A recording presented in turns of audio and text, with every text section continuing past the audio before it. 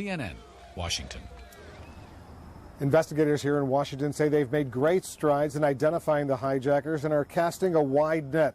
Let's go live to CNN Justice correspondent Kelly Arena. Kelly, I understand there's been a major development within the past hour. Well, Wolf, justice officials have confirmed that one arrest warrant has been issued for a person described as a material witness. Now, it is a tactic that law enforcement is expected to employ many times in the near future to try to keep people in custody so that they can question them further for as long as they need to.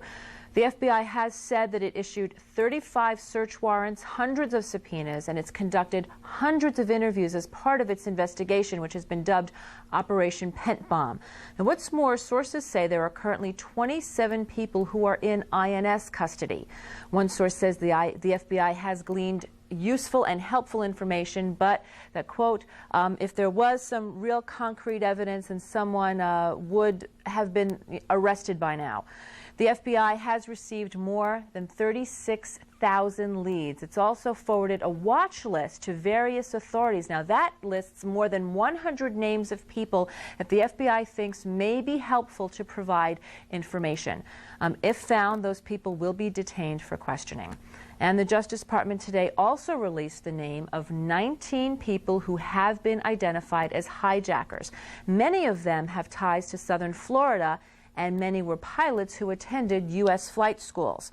Law enforcement sources say that most of the hijackers identified have a direct or indirect link to Osama bin Laden, but that they are not ruling out other entities which may have had a hand in Tuesday's attacks. Now, here's what we know about the hijackers. Let's start with American Airlines flight number 11, which crashed into the World Trade Center. That's the North Tower. That list includes 4 believed to be pilots, including Mohammed Atta and Walid al-Sheri. Now, Atta's car was found at Logan Airport in Boston. He received training at several flight schools in Florida. Al-Sheri also went to flight schools in Florida, and sources say lived with Atta. Now, looking at United Flight 175, which crashed into the South Tower of the World Trade Center, hijackers on that flight include Marwan al-Shehi, believed to be a pilot, and who also lived with Mohammed Atta. On United's Flight 93, which crashed in Pennsylvania, 3 of the hijackers have ties to Florida. One, Jarahi, is believed to be a pilot. And on American Flight 77, which crashed into the Pentagon, there were 5 hijackers, some with ties in Fort Lee, New Jersey, others to California. Now, Wolf, terrorism experts say that it is safe to assume that the hijackers were low-level operatives. Terrorist organizations rarely sacrifice their high-level assets.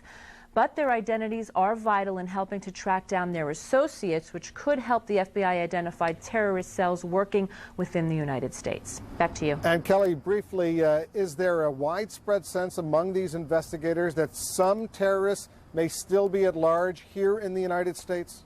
Well, Wolf, intelligence sources have told CNN that there is evidence that there may still be terrorists in the United States with the aim of targeting more U.S. targets. Our national security correspondent David Ensard was given this quote, that there is reason to believe that not all the terrorists are dead or in jail. A very sobering thought, Wolf. Kelly Arena, thank you very much. Meanwhile, at the Pentagon, they're fighting